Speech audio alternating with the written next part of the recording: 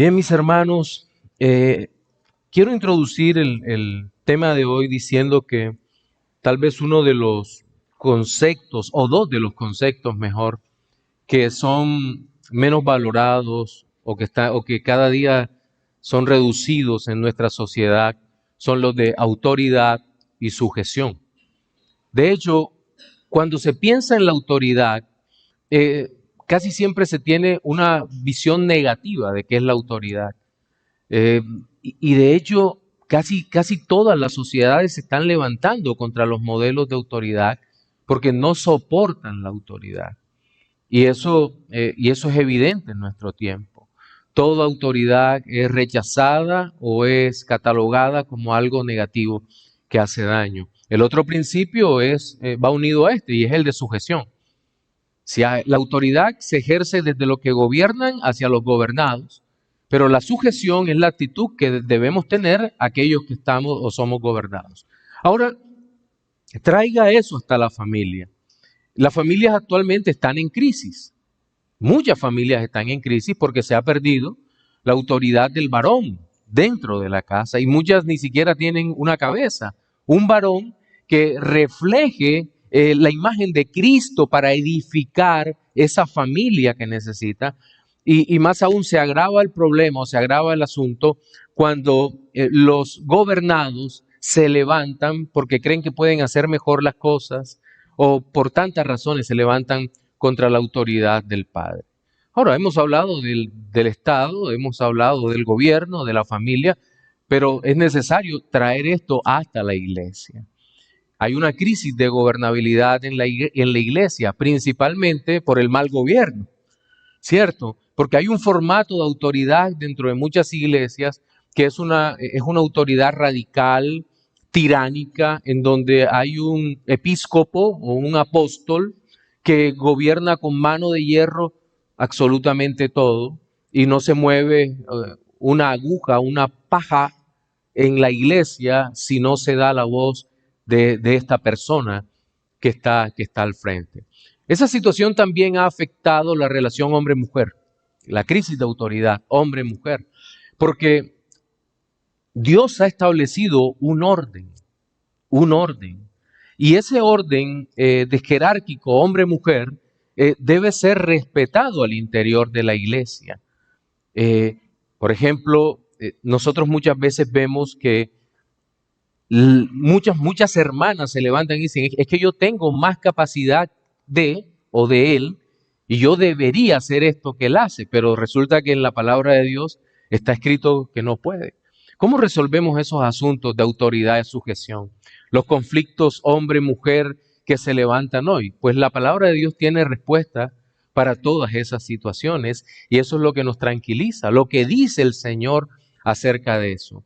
En nuestra serie de predicación expositiva en 1 Corintios, capítulo 11, ya entramos al capítulo 11, a partir del versículo 2 y hasta el 16, vamos a tener una respuesta divina para todo eso. De hecho, esta sección que arranca en el capítulo 11, versículo 2 y termina en 14:40 de 1 Corintios, el apóstol Pablo nos va a estar hablando sobre el orden de culto. El orden de culto. ¿Qué debemos tener en cuenta en el culto cristiano? Y arranca con esto que es el tema del culto cristiano y la sujeción de la mujer. El culto cristiano y la sujeción de la mujer. Ese es nuestro tema de hoy. Y el texto, el que ya les di, vamos entonces a leerlo. Y dice de la siguiente manera, leo en versión Reina Valera. Dice, os alabo, hermanos, porque en todo os acordáis de mí y retenéis las instrucciones tal como os las entregué. Pero quiero que sepáis que Cristo es la cabeza de todo varón, y el varón es la cabeza de la mujer, y Dios la cabeza de Cristo. Todo varón que ora o profetiza con la cabeza cubierta, afrenta su cabeza. Pero toda mujer que ora o profetiza con la cabeza descubierta, afrenta su cabeza, porque lo mismo es que si se hubiese rapado. Porque si la mujer no se cubre, que se corte también el cabello. Y si le es vergonzoso a la mujer cortarse el cabello o raparse, que se cubra. Porque el varón no debe cubrirse la cabeza, pues él es imagen y gloria de Dios, pero la mujer es gloria del varón. Porque el varón no procede de la mujer, sino la mujer del varón. Y tampoco el varón fue creado por causa de la mujer, sino la mujer por causa del varón. Por lo cual, la mujer debe tener señal de autoridad sobre su cabeza por causa de los ángeles. Pero en el Señor ni el varón es sin la mujer, ni la mujer sin el varón. Porque así como la mujer procede del varón, también el varón nace de la mujer, pero todo procede de Dios. Juzgad vosotros mismos, ¿es propio que la mujer ore a Dios sin cubrirse la cabeza? La naturaleza misma no os enseña que el varón le es deshonroso dejarse crecer el cabello. Por el contrario, a la mujer dejarse crecer el cabello le es honroso, porque en lugar de velo le es dado el cabello. Con todo esto, si alguno quiere ser contencioso, nosotros no tenemos tal costumbre, ni las iglesias de Dios. En el texto que acabamos de leer, encontramos por lo menos 3 divisiones que nos hablan sobre este tema del culto cristiano y la sujeción de la mujer. Y en primer lugar, vemos que el apóstol Pablo enfrenta el tema desde la perspectiva del orden de la redención. Es decir, desde el versículo 2 hasta el 7. El por qué debe estar sujeta a la mujer es presentado inicialmente desde el orden de la redención. Pero a partir del versículo 8 y hasta el 12, lo hará desde el orden de la creación, para finalizar con el juicio o el discernimiento que debe hacer todo creyente sobre estos aspectos. Entonces, iniciemos con el primero de los puntos de nuestro sermón de hoy, que tiene que ver con el culto cristiano y la sujeción de la mujer, basado toda esta tesis en el orden de la redención. En el versículo 2 que leímos inicialmente, el apóstol Pablo, antes de hacer la exhortación, se dirige a los suyos, a la iglesia de Corintio, que ama tanto, con una alabanza. Dice, os alabo, porque se acuerdan de mí, pero no es por la personalidad de Pablo, sino porque retenéis las instrucciones. Y aquí la palabra que se utiliza en griego se puede traducir también como tradición. Pero ¿por qué sería importante hablar de la tradición? Porque quien está hablando no es cualquiera, es un apóstol del Señor, llamado por Dios, y por lo tanto todo lo que salía de su boca, absolutamente todo, es palabra inspirada de Dios. Por lo tanto, los corintios no estaban siguiendo a Pablo, sino siguiendo a nuestro Señor y Salvador Jesucristo. Y por esa razón los alababa. Pero algunos de ustedes dirán, pero pastor, usted nos ha venido predicando toda la carta.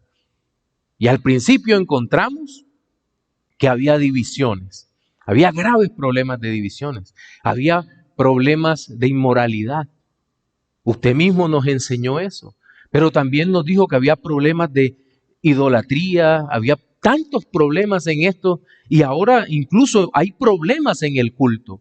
Entonces, ¿cómo que él ahora alaba a los corintios? Claro, porque toda la iglesia no podía estar mal. Había hermanos obedientes, serios, que buscaban sinceramente al Señor. Y probablemente esos hermanos tenían inquietudes sobre qué hacer con este tema de la autoridad y la sujeción de la mujer. Recuerden que esta carta nosotros debemos entenderla como una respuesta que el apóstol Pablo le está dando a unos hermanos que envían una carta haciendo preguntas muy puntuales sobre cómo deben conducirse en asuntos morales, en asuntos civiles, en asuntos eclesiásticos. Y en este momento aparece todo este tema de la liturgia cristiana o del culto. Y es ahí donde empieza esta respuesta, yo diría, adecuada, apasionada, que nos da el mismo Señor en su palabra. Dice, pero quiero que sepáis, y creo que este es el núcleo del primer punto, quiero que sepáis que Cristo es la cabeza de todo varón. Nótese esto, Cristo es la cabeza de todo varón, y el varón es la cabeza de la mujer, y Dios la cabeza de Cristo. Este es orden redentor. ¿Por qué lo sabemos? Por la última frase del versículo 3. Dios es la cabeza de Cristo. Ahora, si usted lo lee así, puede incurrir tal vez en el pensamiento de una subordinación eterna. No. El Hijo solo se pone bajo la autoridad del Padre en el momento de la encarnación. El Hijo es eterno, la misma autoridad del Padre, pero al momento de hacerse hombre, inmediatamente se rinde ante el Padre para ejecutar la obra salvadora a favor de su pueblo, de sus escogidos. Entonces, por eso entendemos que aquí está hablando del orden de la redención. Y a pesar de que estamos hablando del orden de la redención, no podemos separar redención de iglesia. Es imposible, porque todo el que es redimido es puesto en una iglesia o en la iglesia invisible del Señor, en una iglesia local donde tiene que congregarse. Ahora, dentro de esa iglesia llegan las familias, ¿cierto? Y en la familia nosotros lo que vemos es que entendemos que el varón es gobernado por Cristo. Y aparece la palabra cabeza. Y aquí la palabra cabeza es muy importante porque, bueno, algunos comentaristas dicen que esto se refiere a la fuente u origen. Pero estoy convencido por el contexto y me alineo con los que piensan que aquí cabeza tiene que ver con la autoridad. Cristo es la autoridad sobre el varón, pero luego dice, pero el varón es la autoridad sobre la mujer, es cabeza de la mujer. Esto golpea duramente al feminismo, ¿verdad? Sobre todo al feminismo de cuarta ola, en donde ya el hombre no es simplemente alguien a quien igualar, sí, sino es el enemigo. El hombre, el varón es visto como el enemigo.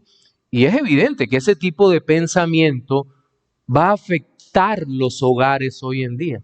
Y cualquiera pensaría que esto es exclusivo de nuestro tiempo, pero como veremos más adelante, ya desde la antigüedad se empiezan a levantar esos movimientos. ¿Por qué? Porque el principal pecado que vemos en la mujer es el deseo contra el hombre en ese momento. Por eso es que el Señor ni siquiera nos dice, yo digo esto cada vez que predico un sermón matrimonial, el Señor ni siquiera nos manda a los hombres a que sujetemos a nuestras mujeres, sino que le ordena a la mujer que se sujete a su marido. Y ese punto es importante a considerar. Entonces el hombre aparece como autoridad de la mujer. ¿Se da usted cuenta el tema de la autoridad que aquí? De la autoridad y la sujeción. Pero el texto sigue diciendo, y aquí ya luego vienen lo que debemos distinguir entre el principio y el hecho mismo, o que tiene que ver con la moda, el hecho mismo que tiene que ver con el uso corriente o normal de algunos elementos. Dice, versículo 4, todo varón que ora o profetiza con la cabeza cubierta afrenta su cabeza, pero toda mujer que ora o profetiza con la cabeza descubierta afrenta su cabeza, porque lo mismo es que si se hubiera rapado. ¿A qué cabeza se refiere? ¿A esta cabeza? No, si estamos hablando de Cristo, el contexto es de la cabeza, la autoridad de Cristo. Y por eso es tan importante entenderlo dentro de su contexto. Todo varón que ora o profetiza con la cabeza cubierta afrenta su cabeza. ¿En qué sentido? Pues bien, tenemos que irnos nuevamente al contexto corintio y todo el mundo antiguo que era pagano, esencialmente pagano. En Corintio ya sabemos que cada uno parece adorar un dios. Había dioses a la medida de cada hombre, hechos a imagen y semejanza del hombre.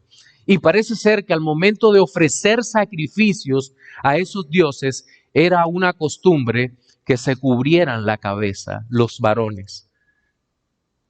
Y al cubrirse la cabeza presentaban los sacrificios. Y en ese contexto Pablo les dice, mire, el que hace eso, cubriéndose la cabeza, está afrentando a Cristo. Y a la mujer le decía lo contrario, le decía, pero toda mujer que ora o profetiza con la cabeza descubierta, afrenta su cabeza porque lo mismo es que si se hubiese rapado.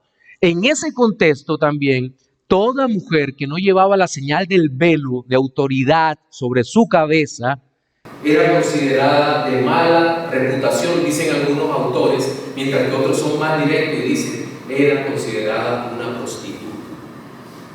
Ese era el concepto de no llevar velo.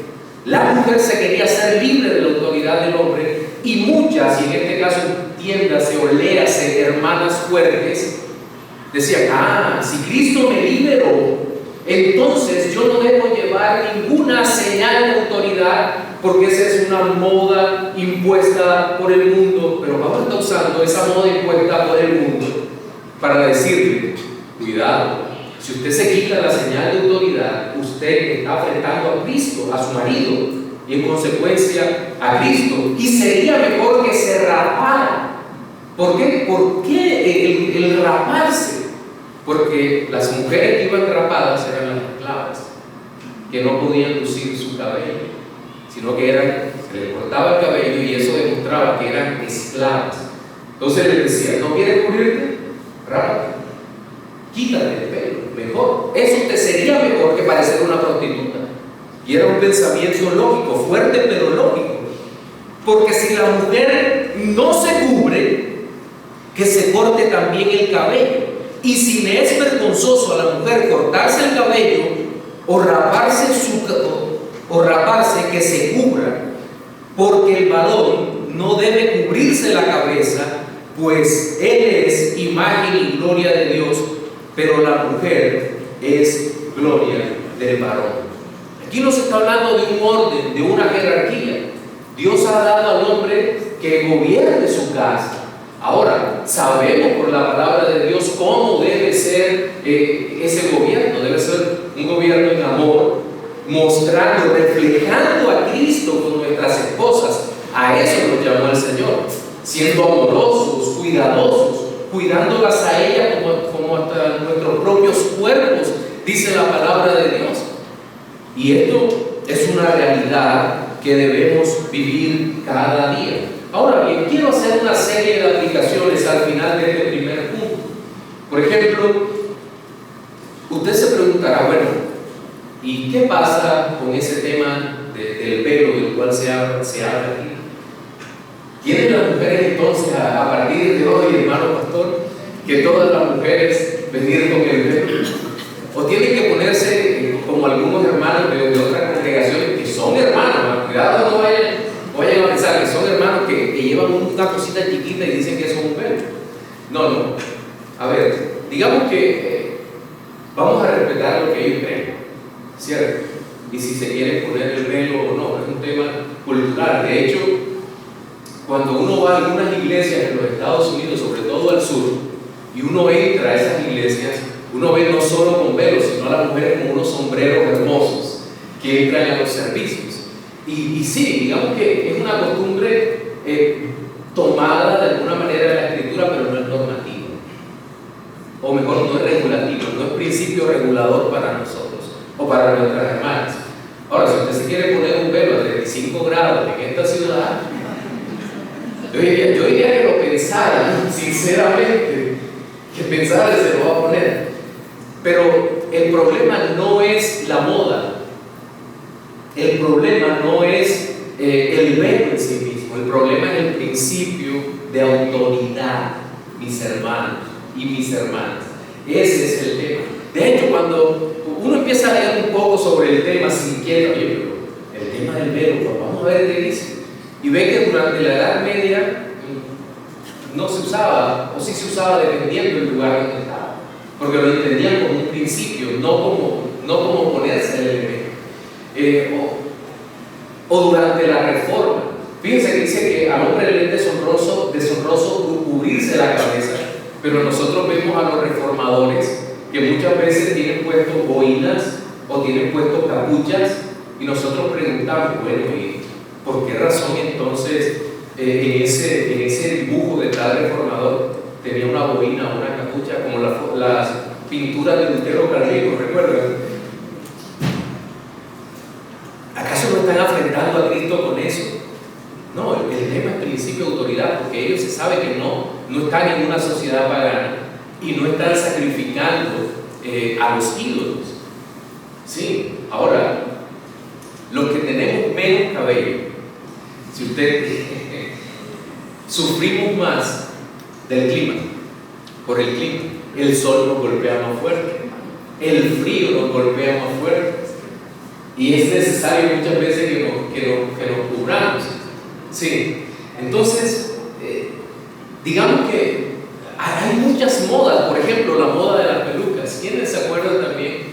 En la época puritana se usaban pelucas, y estaba bien o estaba mal que se usaran pelucas. De hecho, hubo debates muy fuertes entre hombres piadosos por el uso de pelucas. De hecho, un puritano escribiría algo así, diciendo: las pelucas demuestran la poca piedad que algunos hombres pueden tener. No, pero uno dice, pero bueno, ¿cuántos hombres piadosos usaron pelucas? ¿Cierto? O sea que es un tema de moda, no tenía nada que ver con la autoridad, con la autoridad de Cristo sobre su vida. Era un tema de moda, porque estos hombres estaban sujetos. Entonces creo que estamos llamados a hacer una reflexión en esa parte para evitar caer en comentarios legalistas que pueden hacer daño. Bueno, hasta aquí hemos visto lo que tiene que ver con el culto cristiano, la sujeción de la mujer y el ejemplo que es tomado del orden de la redención. Pero entonces pasemos a hablar sobre el culto cristiano y la sujeción de la mujer desde el orden de la creación. Redención, creación. Están invertidos, sí, pero he decidido mantener el mismo orden que usa Pablo en la Biblia, porque creo que hay una razón bíblica para presentarlo de esta manera. A veces podemos invertir el orden, pero esta vez hemos decidido seguir el mismo orden. Bien, a partir del versículo 8 dice: porque el varón no procede de la mujer, sino la mujer del varón.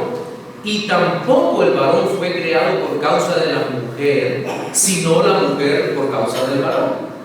Cuando uno va al libro de Génesis y al capítulo 2, desde el versículo 18 al 23, va a encontrar la narración ampliada por parte de Dios de la creación del hombre. Ya en Génesis 1, 26 y 27, simplemente nos dice: y creó Dios al hombre, a imagen de Dios lo creó, a imagen y semejanza lo creó. Entonces, pero ya cuando llegamos al capítulo 2, nos encontramos con que nos describe detalladamente cómo fue creado el hombre. Tengamos en mente que en el capítulo 1 nos va dando o nos va diciendo el Señor que creó el primer día la luz, y luego el tema de la separación de las aguas, la tierra seca, hasta que va pasando por las plantas, porque nuestro Señor es más sabio que todos y creó el alimento antes que los animales. Y después que creó el alimento, las plantas, creó los animales, y por último crea a quien sería la corona de su creación, su mayordomo, hecho imagen y semejanza. Y luego nosotros vemos que en orden Adán es creado primero que Eva, y le da órdenes. Mira, Adán, labra el huerto, Adán, ponle nombre a todos los animales. Y Adán no fue creado igual que el resto de los animales.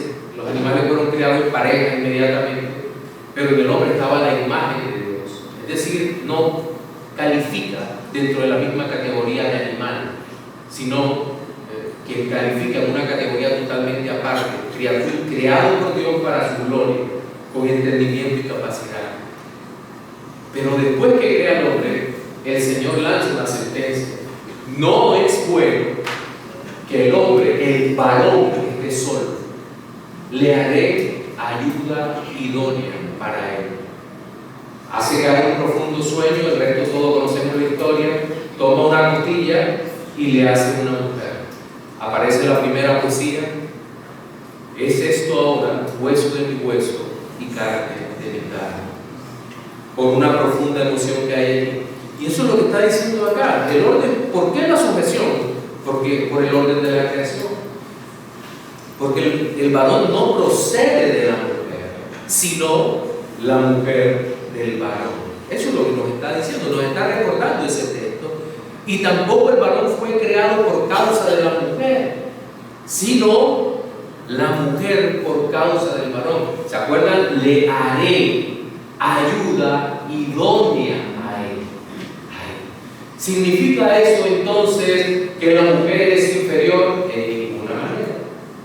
No, solamente que tenemos roles totalmente diferentes dentro de la creación.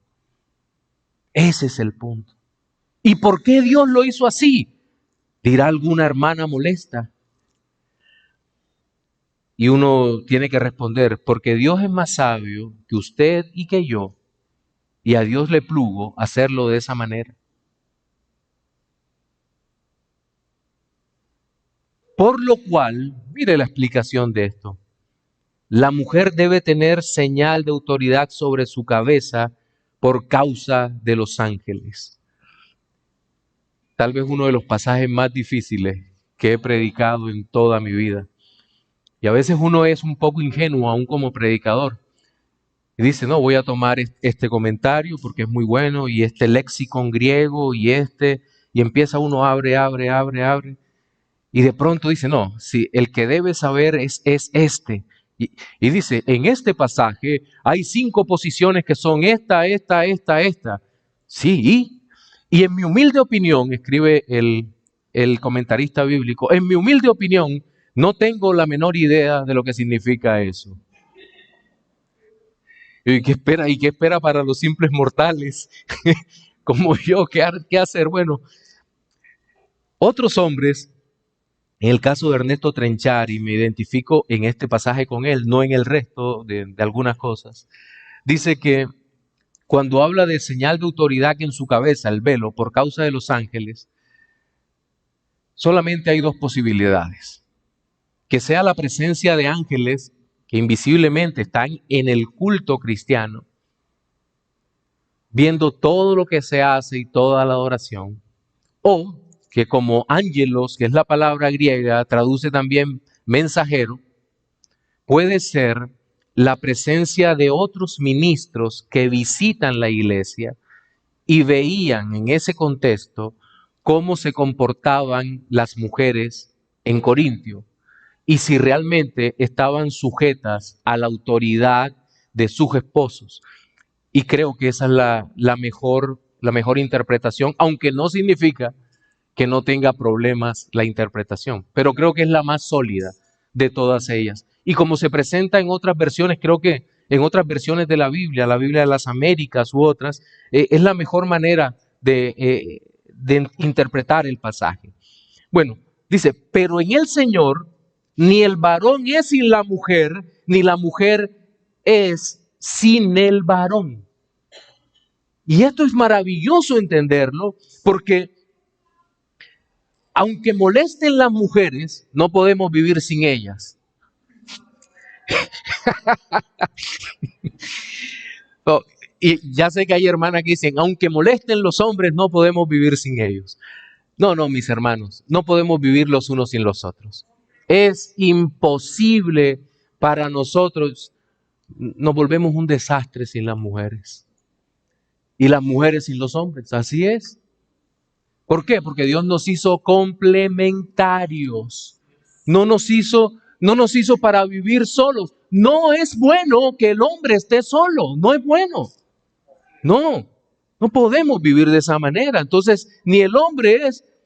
Y ahora, y como esto está hablando del culto, del servicio, ¿cuán importantes son las mujeres dentro del culto cristiano? ¿Cuán importantes son? Ahora, alguna puede preguntar, pero pastor, pero si nosotras no podemos ser pastoras y no podemos ser esto y lo otro, porque seguramente ya habrán leído el versículo 5, mujer que ora o profetiza, ¿y acaso profetizar no tiene que ver con predicación de la palabra? Hay un límite. En capítulo 14, 34, vuestras mujeres callen en las congregaciones, porque no les es permitido hablar, sino que estén sujetas, como también la ley lo dice. Y si quieren aprender algo, pregunten en su casa a sus maridos, porque es indecoroso que una mujer hable en la congregación. Ahí está hablando acerca del ministerio que pueden ejercer. ¿Qué pueden hacer las mujeres? Todo aquello menos predicar la palabra, ejerciendo autoridad frente a los varones. A eso es lo que se refiere, enseñando.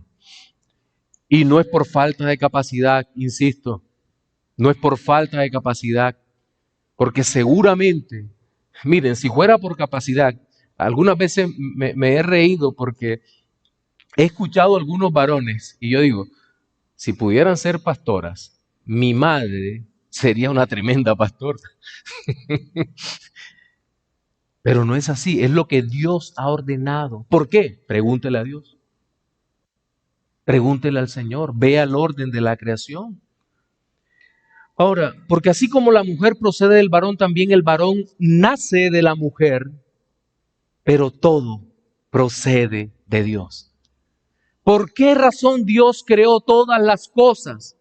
Lo creó para su gloria, para su honra, para la alabanza de la gloria de su nombre. Por lo tanto, hombres y mujeres hemos sido creados para su propia gloria, para la gloria de Dios. Todo, absolutamente todo. ¿Y cómo le damos gloria a Dios? Pues haciendo su voluntad, haciendo lo que le agrada a Él, obedeciendo a Dios. Es la manera como agradamos a Dios en todas las cosas, en todo tiempo. Pero todo procede de Dios. Y entonces, aquí es donde nos toca reflexionar sobre qué hacer y cómo vivir. Autoridad, sí, Dios ha dado autoridad. Pero ¿ha dado órdenes de sujetarse? Sí, ha dado órdenes de sujetarse. Y debemos evaluar cada paso de nuestra propia vida, de cómo vivir delante de Dios, no solo nosotros como varones, sino también nuestras hermanas como mujeres piadosas. Pero al final de estas dos realidades que se han presentado, viene el tema del juicio del creyente, es decir, del discernimiento. Y por eso nuestro último punto tiene que ver con el culto cristiano y la sujeción de la mujer, el juicio de los creyentes. Versículos 13 al 16 dice, juzgad vosotros mismos, ¿es propio que la mujer ore a Dios sin cubrirse la cabeza? ¿Cuál es la respuesta esperada allí? No, no es propio que la mujer,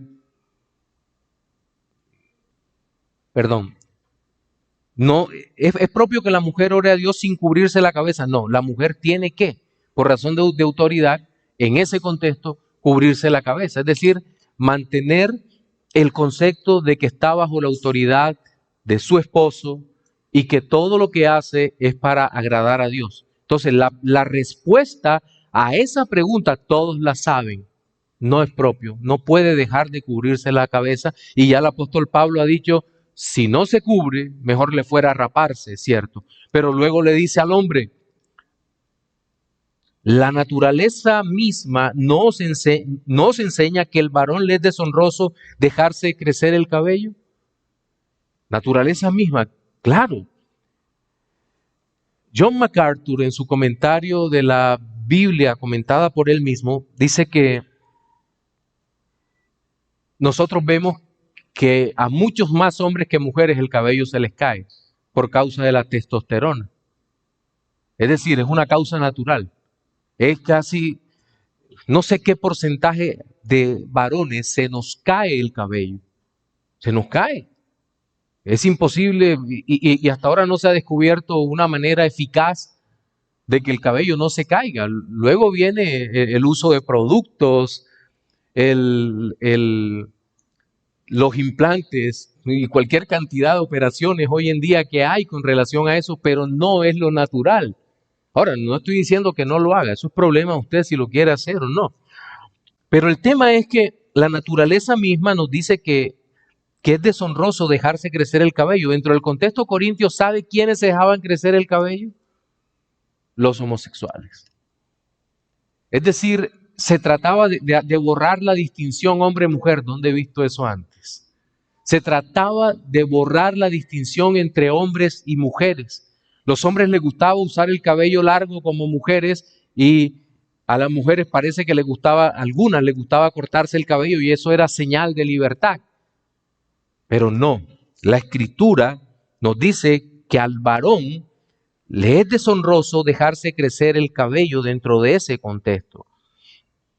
Por el contrario, versículo 15, a la mujer dejarse crecer el cabello le es honroso porque en lugar de velo le es dado el cabello. Ahora, eso no significaba que si la mujer tenía el cabello largo, no usaba velo. No, aparte del cabello largo, en ese contexto tenía que usar el velo. Y seguramente muchas están pensando, pastor, entonces es pecado para mí usar el pelo corto. En este contexto actual, no, no. Porque lo que estamos hablando es de la sujeción y el principio de autoridad. Hay mujeres que les gusta su cabello corto. Y entre otras cosas, creo que sería peligrosísimo para nosotros como ministros tratar de estar con 1 metro en la puerta de la iglesia y estar midiendo, tú si calificas, tu cabello está bien, tú no. No, eso sería una muestra de legalismo impresionante en el cual destruimos la obra que realmente hace Cristo en la vida de las hermanas, de las mujeres. Miren, una de las cosas que desde el púlpito se debe enseñar a hombres y mujeres es a ejercer el discernimiento, el juicio. Muchas mujeres dicen, y muchos hombres, ¿cómo debo vestir? Pues, mi hermana, la Biblia te va a decir cómo hacerlo. La Biblia, la palabra de Dios. Y estoy convencido de algo, que una creyente sabrá cómo vestir. Claro que ese tema de la modestia siempre son difíciles y no los vamos a eludir cuando aparezcan en la Biblia, seguramente. Pero una creyente sabrá cómo vestir. Sí. Ahora, seguramente si alguna tiene alguna duda, cualquiera de nosotros como pastores podemos ayudarla, podemos orientarla, cierto, pero no vamos a imponer una moda ni en el pelo, ni en el peinado, ni en cómo se viste, no, en ese sentido no. Solo pedimos modestia porque es lo que la Escritura exige de la mujer, una modestia cristiana. Pues bien, pero en el tema, al final ya en el versículo 16, el apóstol cierra la sección diciendo, con todo esto, si alguno quiere ser contencioso, nosotros no tenemos tal costumbre ni en las iglesias de Dios. El apóstol Pablo no está abriendo el debate. No está diciendo que si usted quiere hablar, hable, o si usted quiere decir, diga. No, no está diciendo eso. Lo que está diciendo el apóstol aquí es, lo que he hablado es palabra de Dios. Acabo de exponer los principios relacionados con la autoridad y la sujeción que debe tener la mujer. Si alguno quiere contender con eso, se están enfrentando es a la palabra de Dios. Eso es lo que está diciendo. No les está dejando libre el camino para que hablen, opinen, digan. No, ahí están claramente los principios de la palabra de Dios. Pero en toda esta última parte, en este último punto, recuerden algo. Es importante para el creyente el ejercicio del discernimiento, del juicio sobre la forma como debe vivir, como debe vestir. En nuestro sermón dominical de hoy hablamos sobre el culto cristiano y la sujeción de la mujer y empezamos hablando de este tema con relación al orden de la redención. En el segundo punto tocamos desde la perspectiva del orden de la creación y al final vimos el juicio del creyente o discernimiento. Reflexiones finales para los no creyentes. Amigo, el problema tuyo que tienes hoy con el Señor no es cómo te vistes, cómo usas el cabello o cualquier tema por el estilo. El principal problema que tienes es que no conoces al Señor Jesucristo, no has sido alcanzado por Él. Por lo tanto, el llamado que te hago hoy es para que vengas a los pies de Cristo en arrepentimiento y fe y supliques que tenga misericordia de ti para que su gracia sea derramada en tu vida. Arrepiéntete, ven a los pies del Señor. Para los creyentes, seguramente, mis amados hermanos, el tema de las modas, el tema de la sujeción femenina, el cómo venir al servicio, es una de esas cosas que siempre nos inquietan. Pero la palabra de Dios tiene respuesta para cada una de esas inquietudes. Y creo que qué bueno es para nosotros saber que el Señor tiene cuidado de nuestras vidas aún en estos aspectos que son tan complicados muchas veces. A Dios sea la gloria. Amén.